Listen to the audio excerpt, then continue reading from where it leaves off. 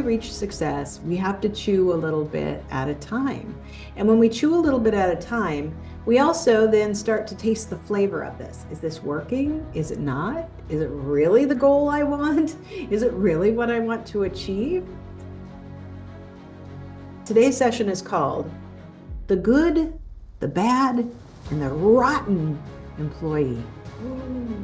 Now, some of you on here are entrepreneurs. You might not even be an employee, or maybe you are a business owner.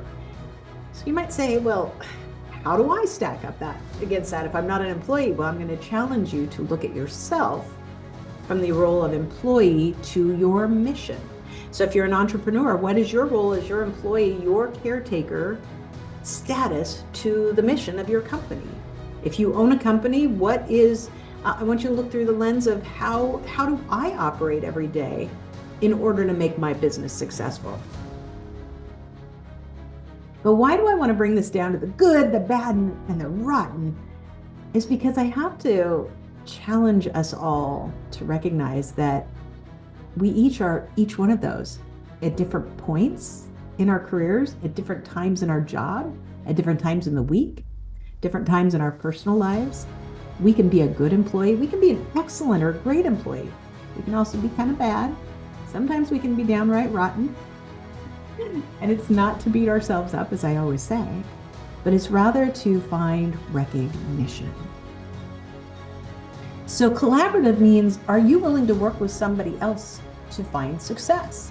Are you willing to work with them when you really want it to be your way? Are you willing to work with them when they say, I have some suggestions about what you're doing. I might have some ideas for improvement. Are you willing to open up to them?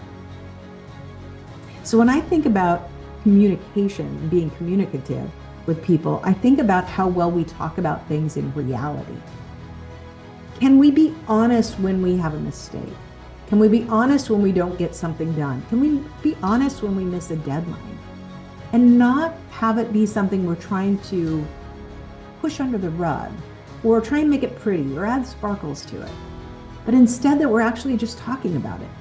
Because the one thing I don't expect of my team is perfection. I think we know that perfection is just an illusion.